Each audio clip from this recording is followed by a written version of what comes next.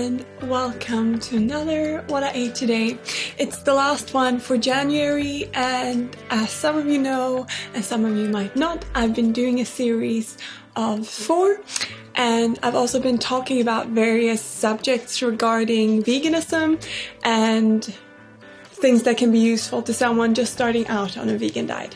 And today I'd like to speak about veganism off the plate, so what we do outside of our eating habits. And the first thing I think that we encounter as vegans after we've sort of come to grips with what we eat is what we wear. And obviously, being a vegan, I don't buy leather or fur, suede, or anything else that might come from an animal. And that is wool and silk as well. And also latex can have animal products, so it's really good to think about what you wear and what you buy to wear.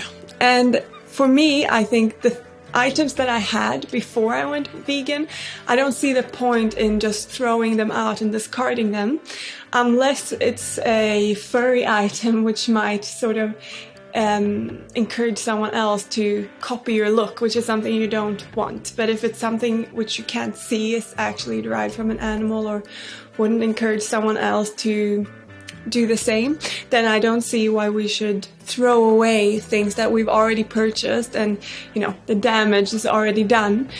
We should then, I think, really cherish that item and take care of it and use it until it is no longer usable. So that's the first thing I think is important to think about in terms of veganism, besides what you eat. The second thing on my list is hygiene products and makeup. I think we take a lot of these things for granted, but actually a lot of makeup has animal products in them. And also they go through animal testing, and that's not just makeup, that's a lot of hygiene products as well, like soap, shampoo, washing detergent even, and cleaning products as well. So I guess we can clump them all into this category.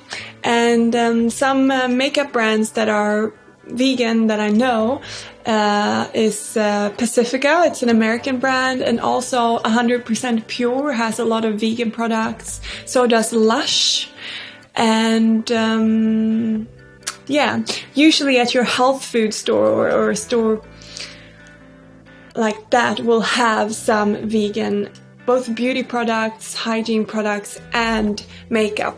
And as for hygiene products, you just have to do some research, and usually on vegan products there's a vegan sign and also a cruelty-free sign and the bunny sign, which means there's been no animal testing on the product. So always keep your eye open for those signs or labels. And I've actually made a video on my 10 favorite vegan sort of hygiene and beauty products, so I'll link that below if you want some tips. And if I find any other good information and list, I'll post them below. I know that PETA does a lot of lists for these things, so that's a really great resource if you need some help. The third thing that I think is important to think about after you've managed to eat a vegan diet is also what you drink. And I'm referring to alcoholic drinks in this instance, because it's hard to know, but actually a lot of wines have animal products in them, like gelatin and dairy. And even beer can have some animal products, or at least animal products in the processing of the beer. And it's really great to just learn about what wines, what beers, etc. is vegan, so that you know for when you go to the shop. And a great app or a website actually that you can use is Barnivore, and I'll link that below as well. You can search for a certain wine or a certain beer or a certain drink, whatever it might be, alcoholic drink, and it will tell you whether it's vegan or not. And it's a really wide bank of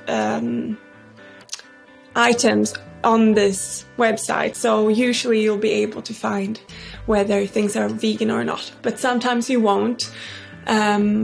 in which case I'd recommend you try to find something that is vegan. And one thing that's really useful is to know that actually all wines coming from Germany, I think beers as well, or actually all alcoholic drinks coming from Germany are vegan, because they are not allowed to mix in anything animal derived. So if in doubt, go for the German stuff. The final point on my list is dealing with criticism. And as a vegan, especially as a new vegan, you might find a lot of resistance from people around you. Some people are just curious, and some people are just a little bit mean, or they like to criticize and ask hard questions. And I think, first of all, you just need to be proud that you have made a standpoint that is helping your health, helping animals, helping the planet be healthy and thriving. And after that, my best tip is just to keep calm, because it doesn't help to get angry, even though inside you might be bubbling with frustration. It doesn't help to raise your voice at someone or get annoyed. I guess just keep your head held high and muscle through it. And often people seem to think that vegans are experts in every field that relates to veganism in some way. And I'd like for you to know that you don't need to be an expert in every single question that you might get asked as a vegan to be a vegan. You're fine, you have made a great decision in what you're doing, and if you can't answer every single question, that's okay. I think, however, that for your own sanity, it's great to have some facts in your facts backpack for when people are asking you a lot of questions. This helps in situations when someone is being critical of your choices, but it also helps if someone's just curious. So if you want to sort of encourage other people to embrace veganism the way you might have, then it's really great to have the answers to those questions, being if it is nutrition or what hygiene products you use. You know, it's just great to have your facts in order.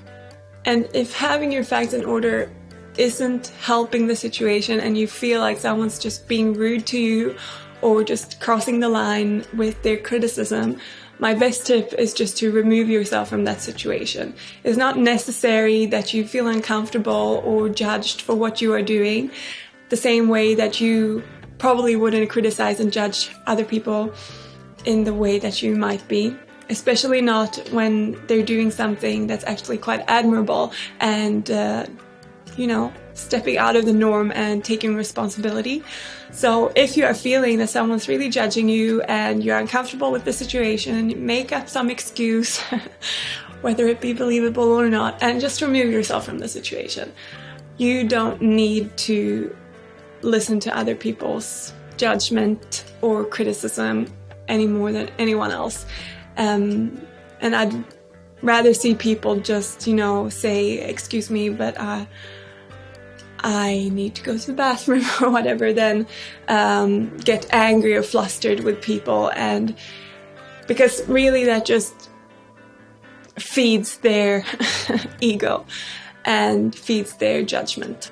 So basically just know that you're doing a good thing, do your best to answer any questions, and if people are being jerks, just go away, leave the situation. Those are my best tips.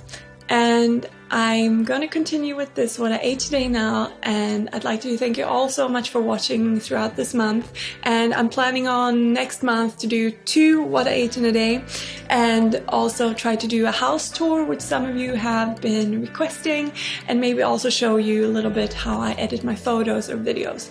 Let's see, but stay tuned next month for new videos. And yeah, let's continue with the what I ate today.